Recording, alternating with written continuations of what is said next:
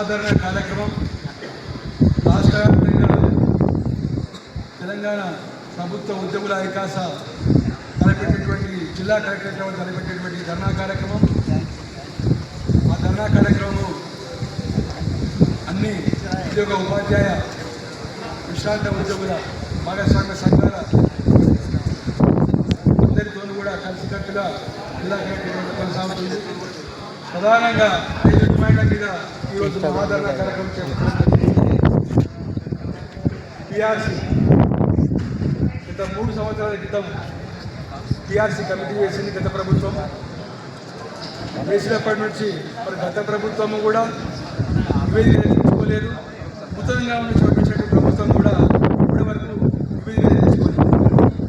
మొన్ననే మే నెలలోనే గౌరవ ముఖ్యమంత్రి గారు ఉద్యోగ సంఘ నాయకులను ఇంటికి పిలిచి జూన్ నెల నుంచి ఆరోగ్య కార్డులు సక్రమంగా అమలు చేస్తాం, అదేవిధంగా పిఆర్సీ నివేదిక వెంటనే తెచ్చుకొని ట్రీట్మెంట్ కూడా ప్రకటిస్తాం, పెండింగ్ బిల్స్ కూడా దశల వారీగా అన్ని క్లియర్ చేస్తాం, నెలకు 2,000 చొప్పున 3 నెలల్లో 6,000 కోట్లు, 100 రోజుల్లో 6,000 కోట్లు రిలీజ్ చేస్తాం.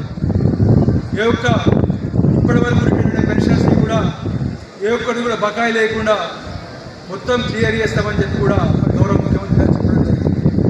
కానీ ఇప్పటి వరకు విశ్రాంత ఉద్యోగులు కూడా 2024లో ఎవరైతే రిటైర్డ్ అయినరో వాళ్ళకు కూడా పూర్తిగా రానటువంటి పరిస్థితి.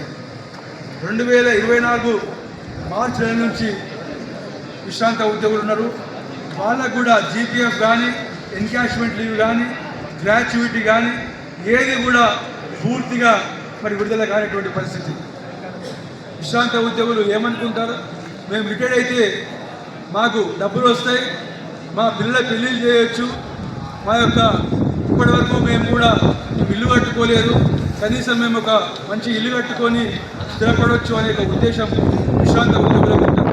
లేదా పిల్లలు ఉన్నత చదువుల కోసం మన యొక్క డబ్బులు వస్తే వెచ్చించవచ్చు అనే ఒక అంశం ఉంటుంది. కానీ ఇప్పటి వరకు కూడా రిటైర్మెంట్ డబ్బులు రాకపోతే వాళ్ళు ఏ విధంగా పిల్లలను చదివిస్తారు, ఏ విధంగా ఇల్లు కట్టుకుంటారు, ఏ విధంగా పిల్లలు పెళ్లి చేస్తారు. రాసిపెట్టినటువంటి సొమ్ము వారికి రాకపోతే ఆ యొక్క డబ్బులు అంటే ఉద్యోగుల డబ్బులు ఉద్యోగులకి ఇవ్వకపోతే మరి ఏ విధంగా ఇటువంటి ఘోరం కూడా మరి ఎప్పుడు ఏ ప్రభుత్వంలో చూడలేదు. అంతకన్నా ఘోరం చూడమేమో అని కూడా ఉద్యోగ వర్గం అనుకుంటా ఉంది. ఇటువంటి పరిస్థితుల్లో పిఆర్సీ లేదు, 6 విడతల పెండింగ్ డిఏలు ఉన్నాయి, పెండింగ్ బిల్స్ ఉన్నాయి. మరి మాకు ఏదైతే ఎన్నికల్లో సీఎం గారు వాగ్దానం చేసిర్రు, నూతనంగా 2004 సెప్టెంబర్ తర్వాత ఉద్యోగ నియామకాలు వచ్చేటువంటి వారినందరినీ కూడా మరి వాళ్ళని పాత పెన్షన్ విధానం ప్రవేశపెట్టే విధంగా మరి మా ప్రభుత్వం ప్రయత్నిస్తుందని చెప్పడం జరిగింది. మరి ఇంతవరకు కూడా ఆ యొక్క అంశంలో పట్టించుకునేటువంటి పాపన పోలేదు.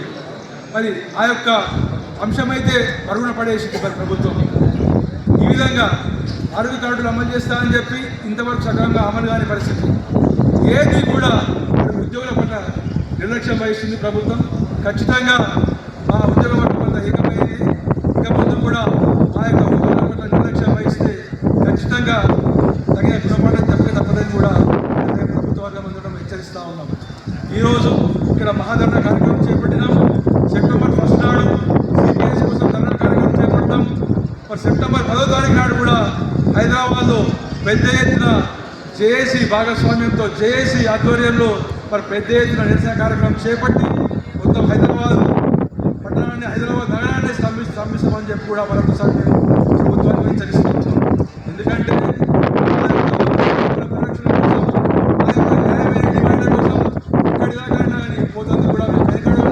మరొకసారి ఈ వేదిక ద్వారా ప్రభుత్వాన్ని హెచ్చరిస్తూ ఉన్నాం.